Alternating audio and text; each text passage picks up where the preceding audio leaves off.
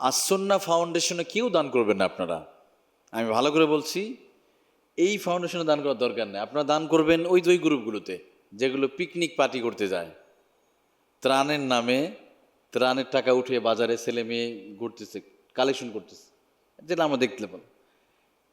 40 টাকা কালেকশন করে, 40,000 টাকা কালেকশন করে তারা একটা গাড়ি ভাড়া করছে, চলে গেছে একটা নৌকাতে ওরা আছে 10-15 জন, নৌকাতে উঠতেই পারবে 15 থেকে 20 জন। তো এখন আপনার সাহায্য করবেন কি?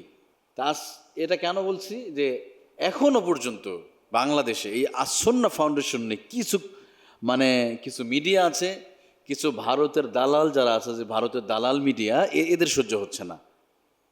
ভারতীয় কোম্পানি, এদের সহ্য হয় না। কারণ ইসলামী আসন্না ফাউন্ডেশন, একজন হুজুর, টুপিওয়ালা, দাড়িওয়ালা, হুজুরদের দ্বারা এত বড় জনগণের কাজ হবে?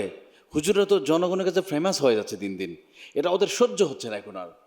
হুজুররা কেন এগুলো থাকে? হুজুররা তো সবসময় ভিক্ষা করবে, মসজিদের সামনে পড়ে থাকবে, কালেকশন করবে, জাকাত ফেতরা উঠাবে, এরা আবার সামাজিক কল্যাণে কাজ করে। বাপরে বাপ, এই জন্য হুজুরদের সহ্য হয় না।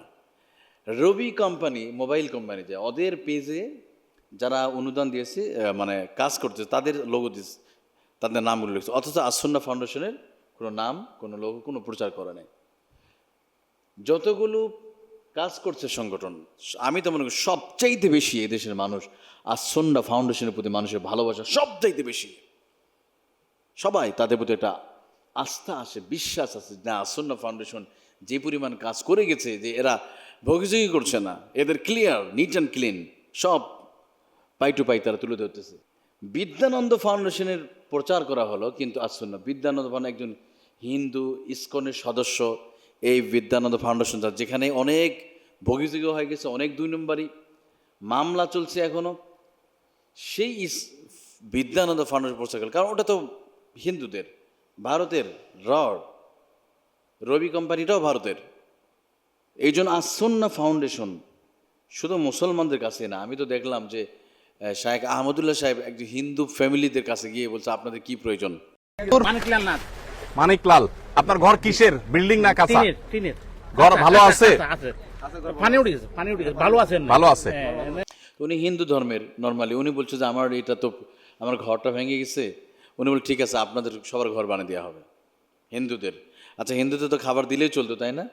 কিন্তু কি উনি ঘর বানিয়ে দেওয়ার দায়িত্ব নিলেন? বন্যা চলে যাওয়ার পরে আবার ঘর বানিয়ে দেবে, পুনর্বাসন করে দেবে।